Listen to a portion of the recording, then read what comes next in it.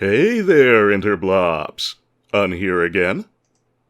I know I've been making kind of a stranger of myself, but I'd like to take a moment to ask a little favor of you, if I may. See, there's been a bit of a situation in the close family. My big sister's got a pretty serious medical condition, and next week she'll be undergoing some pretty serious treatment. Somewhere around last December-ween, she recovered from a seasonal bug of some sort, mostly, but continued to experience some shortness of breath after all other symptoms had resolved, and what's more, after a while, it became clear the problem was getting worse, not better. Naturally, she sought medical advice. Most of the next year was a seemingly endless series of appointments, exams, blood draws, and anxious waits for test results and phone calls, but eventually she did receive a definitive diagnosis: chronic thromboembolic pulmonary hypertension, or CTEPH. As the full name implies, it's one of several flavors of pulmonary hypertension, which translates to high blood pressure in the pulmonary arteries, i.e., the ones in your lungs.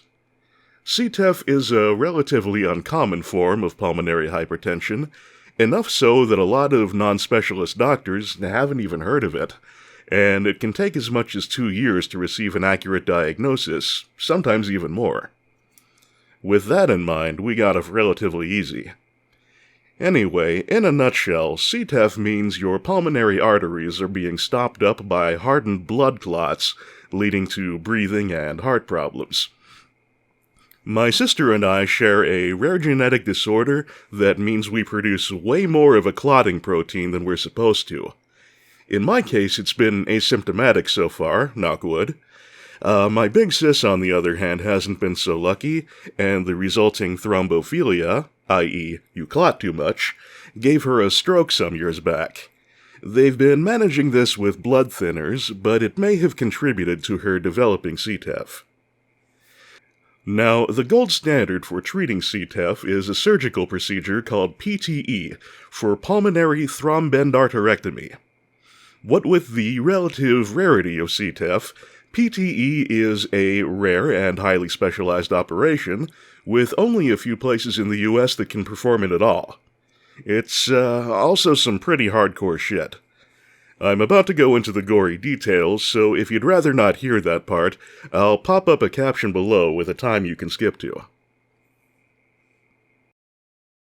Okay, for those of you still listening, PTE is a typically 8 or 9 hour operation in which they put you under, induce hypothermia, cut through your sternum, do a full cardiopulmonary bypass, which is to say, letting a machine take over for your heart and lungs, take out most of your blood, use cardioplegic fluid to stop your heart from doing anything, stop your blood from circulating, dissect the appropriate arteries to remove the gunk, restart circulation for a while to keep your brain healthy, stop circulation again to remove more gunk, etc.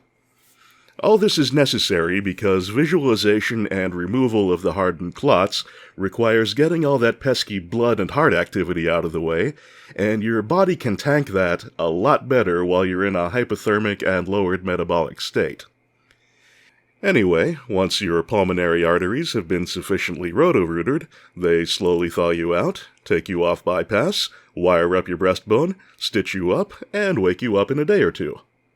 There's a BBC Two documentary from October 2, 2020, called Surgeons at the Edge of Life, covering the procedure if you're curious.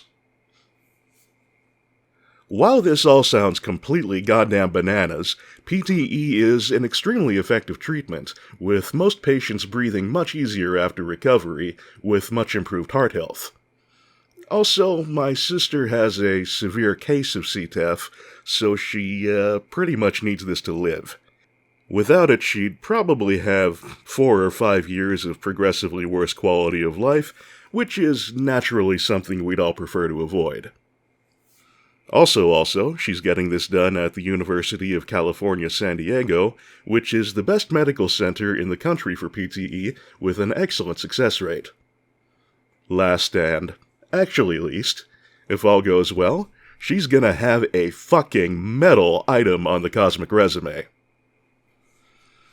My big sis goes under the knife on Wolfenute 2022.